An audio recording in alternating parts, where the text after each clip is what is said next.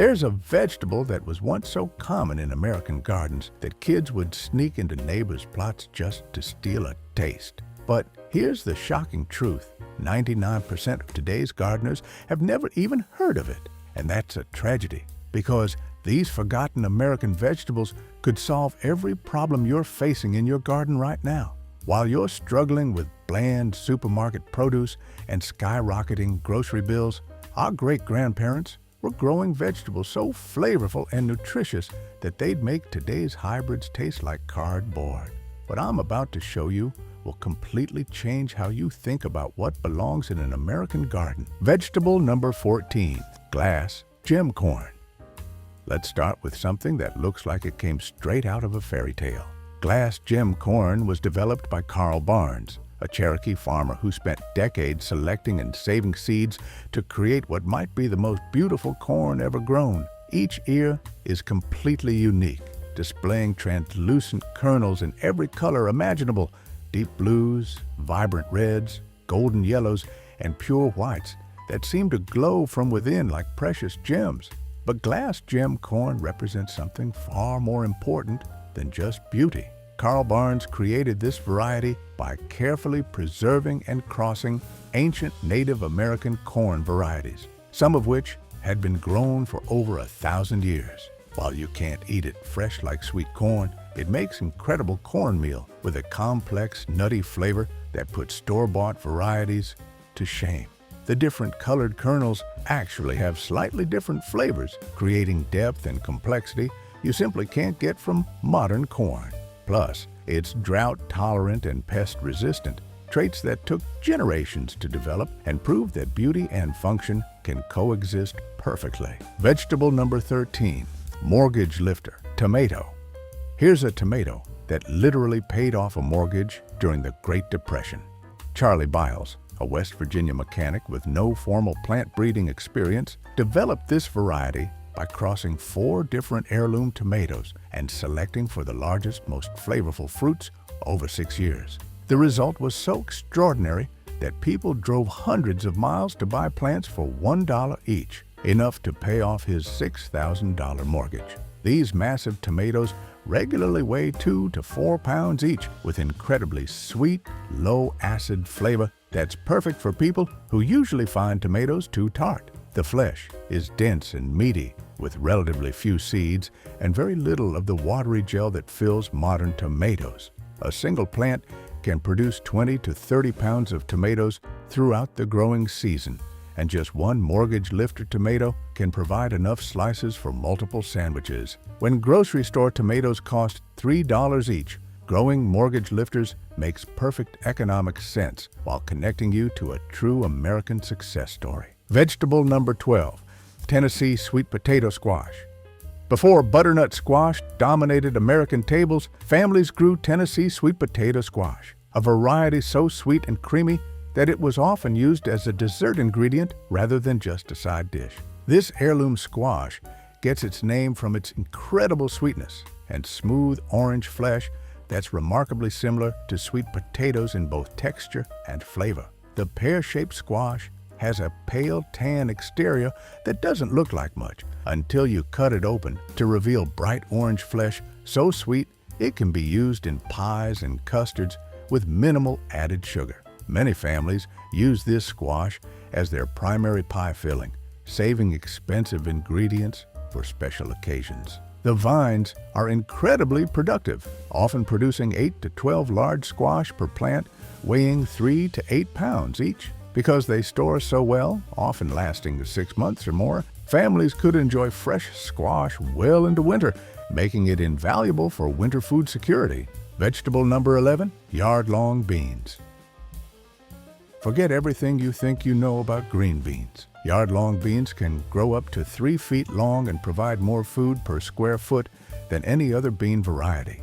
These remarkable beans are actually more closely related to black-eyed peas than to common green beans, but they're harvested and eaten like snap beans when young and tender. The flavor is slightly nuttier and more complex than regular green beans, with a crisp texture that holds up beautifully in stir-fries. But what makes them truly special is their incredible productivity. A single plant can produce 20 to 30 pounds of beans continuously throughout the growing season. The plants are remarkably heat-tolerant, continuing to produce during the hottest summer weather when regular green beans shut down. Their vertical growing habit makes them perfect for small gardens. You can grow enough beans to feed a family in just a few square feet of ground space. Vegetable number 10, cushaw squash. Long before pumpkins became standard, American families grew cushaw squash, the survival squash that could feed families through long winters.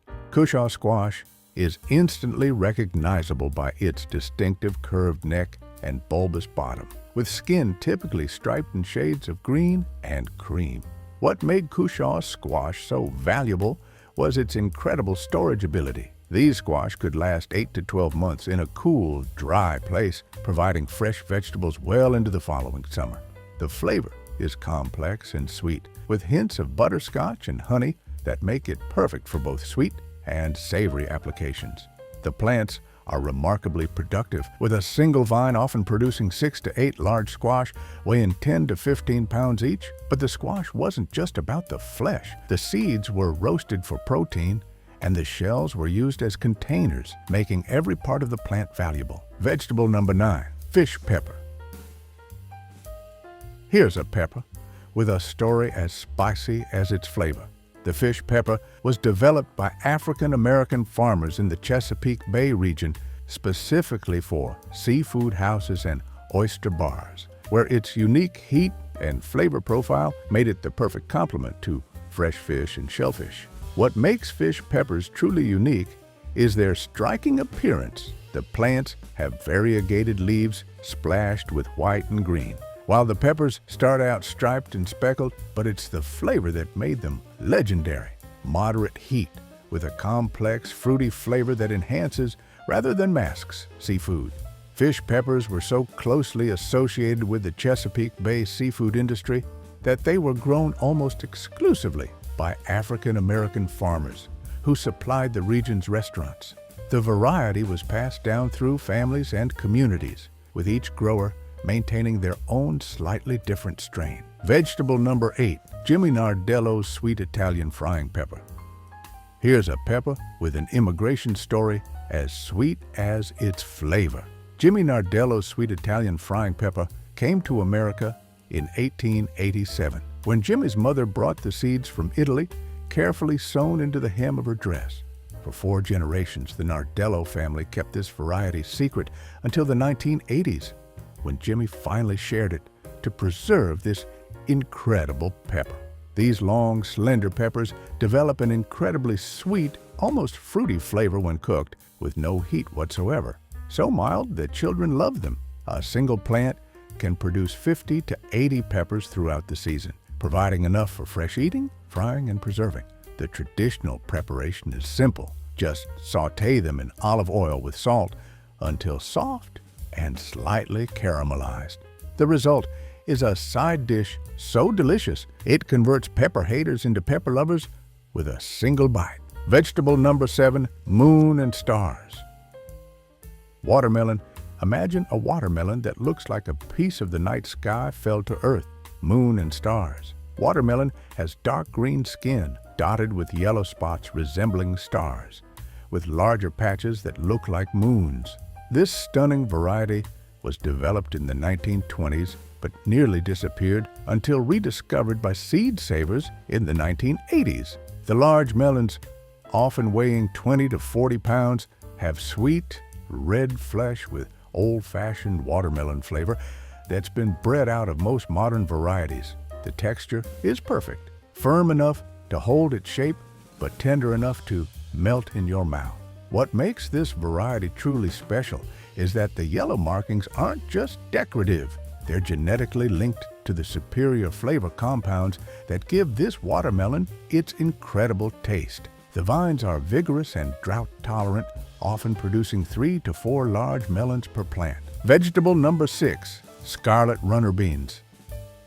Before pole beans became ordinary vegetables, scarlet runner beans were garden stars, providing food, beauty, and natural air conditioning in one spectacular package. These remarkable beans produce stunning bright red flowers that attract hummingbirds while creating living walls that can reach 10 to 12 feet high. The young pods taste like nutty snap beans, while mature beans provide protein-rich food for winter storage. But scarlet runner beans served another crucial purpose. Planted along south-facing walls, the vigorous vines created natural cooling that could reduce indoor temperatures by 10 to 15 degrees during hot summer days.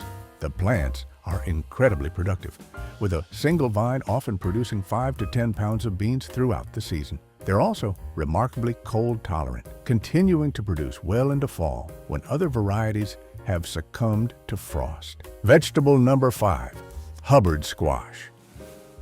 Before butternut squash dominated stores, families grew massive Hubbard squash, warty giants weighing 10 to 25 pounds that could feed a family for weeks while storing perfectly for 6 to 8 months. The distinctive teardrop shape and bumpy, warty skin might not look pretty by modern standards, but they're incredibly functional. The bright orange flesh is sweet and versatile, working beautifully in everything from breakfast porridge to dinner casseroles. The rich, nutty flavor has enough natural sweetness that it was often used in desserts with minimal added sugar. A single large Hubbard squash provided enough food for dozens of meals, making it incredibly economical for families. The thick, hard shell protected the flesh from spoilage, while roasted seeds provided protein and healthy fats during winter months. Vegetable number 4, Detroit dark red beet. Developed in the 1890s specifically for American gardens, Detroit dark red beets were perfectly round, deep red throughout, and incredibly sweet. Everything American families wanted in a beet. This variety combined the best traits of European varieties with adaptations for American growing conditions. These beets taste like beets are supposed to, earthy and sweet, with none of the muddy or bitter flavors that plague many modern varieties.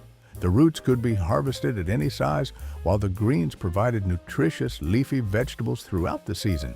The plants are incredibly easy to grow, tolerating both heat and cold while producing consistently good crops in a wide range of soil conditions. They also store exceptionally well for 3 to 4 months, making them invaluable for winter food security. Vegetable number 3, Stowell's evergreen sweet corn. Before super sweet varieties took over, families grew Stowell's evergreen, the corn that waits for you. Developed in the 1840s by Nathan Stowell, this variety solved sweet corn's biggest problem by staying tender and sweet for 2 to 3 weeks after reaching maturity, allowing extended harvests instead of overwhelming gluts. The large ears with white, plump kernels have rich, complex corn flavor, what sweet corn used to taste like before breeding focused on sugar content over flavor complexity. This extended harvest window made sweet corn practical for home gardens and small farms. The tall, vigorous plants often reach 7 to 8 feet high, making them excellent for windbreaks and privacy screens. The stalks are strong enough to support climbing beans, making them perfect for Three Sisters plantings that maximize garden productivity. Vegetable number 2, Brandywine tomato. If you've never tasted a real Brandywine tomato, you've never experienced what tomatoes are supposed to taste like. This Amish heirloom from the 1880s produces massive, pink-skinned fruits with flavor so intense it puts every modern hybrid to shame. These irregularly shaped tomatoes have incredibly rich, sweet taste with perfect acidity balance. The dense, meaty flesh has few seeds and little watery gel, making them perfect for sandwiches and fresh eating. A single Brandywine tomato can weigh over a pound, providing enough slices for multiple servings. What makes Brandywine tomatoes truly special is their connection to American agricultural history, grown continuously by Amish families for over 140 years. When you grow Brandywine, you're participating in a living tradition that connects you to centuries of American farming while enjoying tomatoes that taste like they used to. Vegetable number 1, Cherokee purple tomato. This Native American heirloom with distinctive purple-black coloring offers wine-like flavor complexity that modern tomatoes can't match. The rich, smoky taste comes from the same genetic traits that create the unusual coloring, proving that appearance and flavor are often linked in heirloom varieties. The vigorous, disease-resistant plants produce medium to large fruits perfect for fresh eating while connecting growers to centuries of Native American agricultural wisdom. The complex flavor profile includes hints of smokiness that make these tomatoes unforgettable. Growing Cherokee Purple connects you to indigenous plant selection expertise while providing tomatoes that remind you why people fell in love with this fruit in the first place. These 14 forgotten American vegetables represent more than just food. They're living pieces of our agricultural heritage that connect us to generations of innovative farmers and gardeners. From Charlie Biles's mortgage-paying tomatoes